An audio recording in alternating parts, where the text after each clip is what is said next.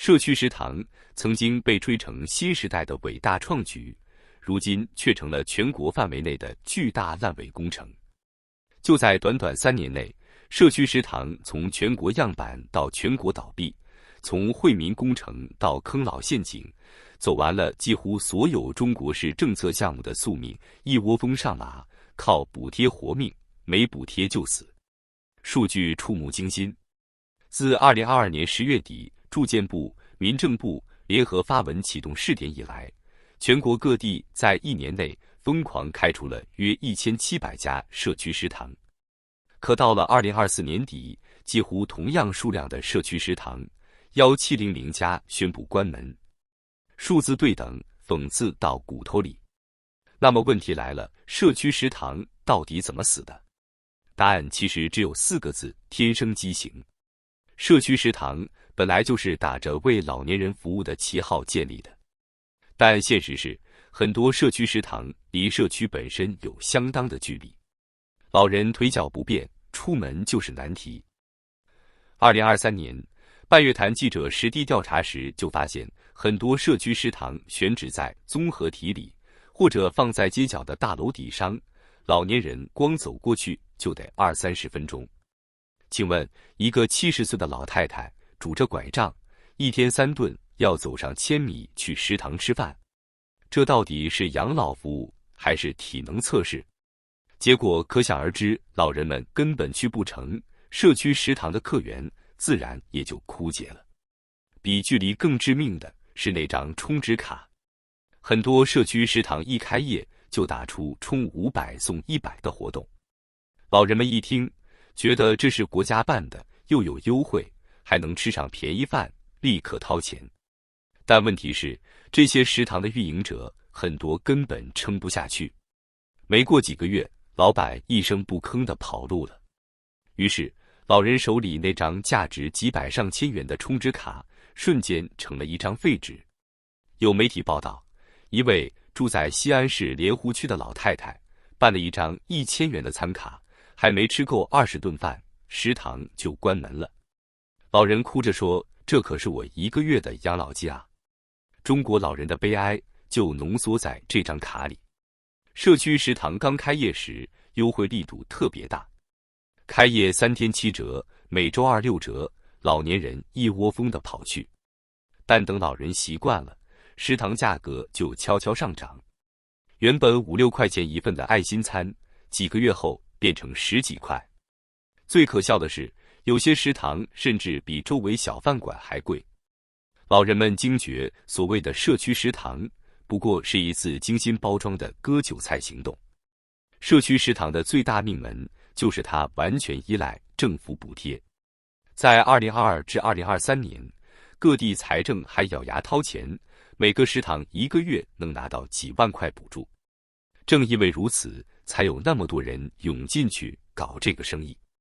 但到2024年，地方政府的财政已经被压得喘不过气。根据财政部公开数据，中国地方政府债务余额在2023年底达到41.7万亿元，很多省份已经发不出工资，哪还有钱继续养这些食堂？补贴一停，社区食堂立刻撑不下去，于是就出现了那惊人的数据：1700家关门。官方的伟大设计为何总是死在现实里？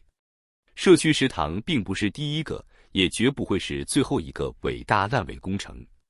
想想过去10年，共享单车、长租公寓、平价药房、农民工讨薪保障金，哪一个不是被吹成国家大计？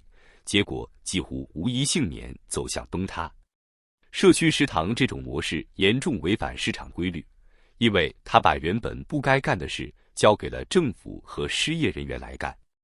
表面上是惠民，实际上是让更多人亏钱。这正是中国经济困境的缩影，一个个貌似关怀民生的项目，本质上是政治作秀，一个个打着造福百姓的口号，背后却是财政窟窿、体制扭曲和资本逃跑。最痛的还是老人。根据人社部数据，2024年中国退休人员平均养老金约为每月3300元。但要知道，这是平均数，很多农村老人每月只有几百块。在物价持续上涨的现实下，他们本来指望社区食堂能省点钱，结果不仅没省，反而被割了一层皮。花钱买罪受，这大概是社区食堂留给老人的最后评价。社区食堂的故事让人想起一句老话：天下没有免费的午餐。在中国，甚至连便宜的午餐都没有。当初中国官方宣传这是关怀老人、解决吃饭难题的伟大工程，连一些媒体都写出了社区食堂、老年人的第二个家这种肉麻标题。但现在呢？食堂门口的广告牌依然写着爱心餐只要6元，可门已经锁死，桌椅蒙灰。这不是黑色幽默，而是中国式悲剧。社区食堂为什么死？一句话：政府没钱了。中国的地方财政早就被房地产和土地财政拖到半条命。2023年，全国土地出让收入为6.68万亿元，比2021年的8.7万亿元足足少了2万亿。这意味着地方政府的钱袋子一下子缩水了20%以上。财政紧缩之下，教育医疗都在减预算，更别提这些政治工程的食堂了。有媒体披露，2024年一些地方政府为了削减财政赤字，甚至停发基层公务员的绩效奖金，连公务员工资都发不全，社区食堂怎么可能继续拿补贴？所以，社区食堂的关门潮，本质上就是财政破产的冰山一角。根据国家审计署数据，截至2024年底，中国地方政府债务余额41.7万亿元，其中隐性债务规模更高，可能突破60万亿。这是什么概念？举个例子，2024年中国 GDP 总量约128万亿元，光地方政府债务就相当于一半的 GDP。在这样的背景下，财政部门能做的只有一件事：砍掉一切非刚性开支。于是，社区食堂成了第一批被牺牲的民生工程。你会发现，中国的很多惠民工程都有相同的宿命。2016年，全国大规模搞共享单车，说是绿色出行，结果成了共享坟场，一地报废车。2017年，各地疯狂推长租公寓，说是解决青年住房，结果爆仓爆雷，年轻人押金血本无归。2020年，官方推平价药房，说是解决老百姓看病贵，结果药价虚高，店面关停，彻底失败。2022年，轮到社区食堂，说是解决老人吃饭难，如今全国范围大面积倒闭。这些项目有一个共同点：靠补贴活，靠市场死。一位杭州的90后年轻人接受采访时说：“我妈让我给她办食堂卡，我死活不答应，我早就知道这玩意撑不住。”这种心理正在迅速蔓延，年轻人不相信惠民工程，不相信补贴项目，甚至不相信政府承诺。当信任断裂，消费更不可能恢复。这就是中国经济今天的悖论：老人没钱，年轻人不敢花钱，中间那点所谓消费刺激政策，全都变成泡影。社区食堂的倒塌意味着什么？它不仅是一个个餐馆的关门潮，更是中国制度危机的缩影。它说明地方政府财政已严重透支。它说明所谓惠民工程本质上是短期政治任务，而非长期民生方案。它说明在没有市场逻辑的环境里，任何造福百姓的工程，最终都可能变成收割百姓的陷阱。换句话说，社区食堂不是孤立事件，而是中国经济失序的投影。根据中国发展基金会预测，到2050年，中国65岁以上人口将达到3.8亿，抚养比接近1比1，一个年轻人养一个老人。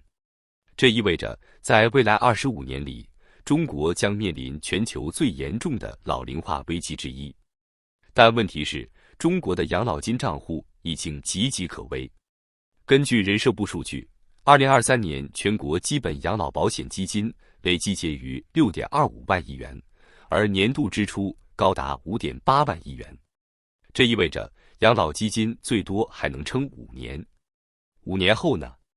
老人们可能连养老金都领不到，更别说什么爱心餐了。社区食堂的兴衰，不过3年就完成了一个项目从伟大到失败的完整循环。它像一面照妖镜，照出了中国社会的荒诞现实。政府只会搞运动式工程，不懂可持续。